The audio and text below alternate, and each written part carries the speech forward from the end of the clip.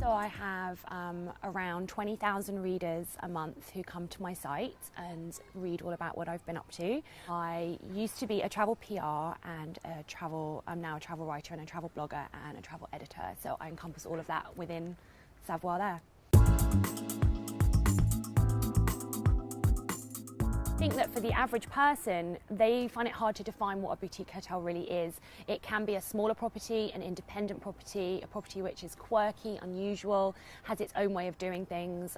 It can be defined by the fact that it has a certain number of rooms or is run in a certain way, but really I think what makes a boutique hotel attractive and what pulls us into staying in those hotels is the experience we have when we're there and the feeling of personalisation in an increasingly technological world, busy world where we're all pressed for time and we're all feeling a little bit like we're robots in some ways. We're losing that sense of connection with people.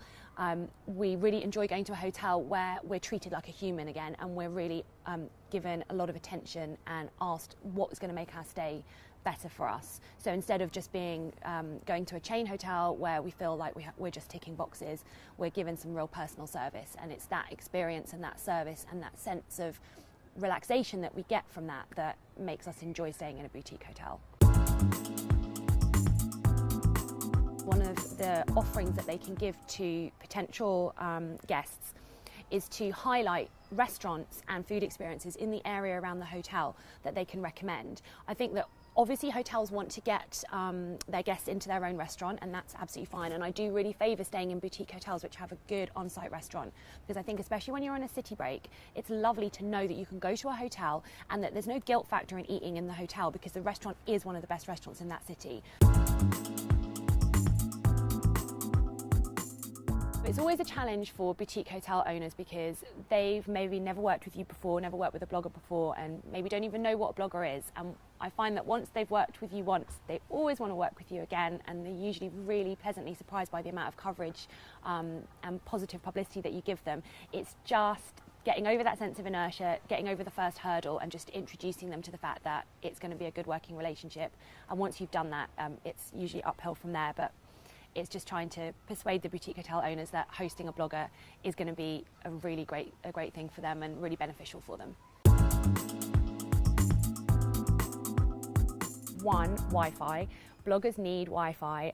Wi-Fi is the lifeblood of a blogger, and if we don't get Wi-Fi, we can't share stuff on Instagram, Facebook and Twitter, and that means we can't tell the world about your fantastic hotel, so always give a blogger Wi-Fi. The second thing is that bloggers have really high circulation figures in comparison with many well-known publications, like, for example, The Independent has a few 100,000 readers, and so do a lot of travel blogs. So they compare really, really favourably, so it's worth bearing that in mind. The third thing is that if you have a journalist come and stay in your hotel, you'll find that they will write about your hotel after they've stayed, which is great. But if a blogger comes to stay, they'll actually write about you before, during and after. So they'll share things on social media in advance of the stay. They'll probably keep their followers updated on how the stay's going and share some Instagram photos while they're in the hotel. And then they'll continue to write about it afterwards with a blog post, and that blog post will probably be promoted for the foreseeable future. So your hotel is going to continually get exposure. The fourth thing that you should know about working with bloggers is that basically the role of a blogger these days is almost like the role of a best friend. So if somebody reads something on a blog or finds out something from social media, they tend to put a lot of store in that, and they tend to have a lot of respect for that. And so if your hotel is featured on a blog, it's almost like their best friend has said, you know what, I stayed here and it was great, and if you're looking for somewhere to stay in Cape Town, this is the hotel for you, don't bother looking any further.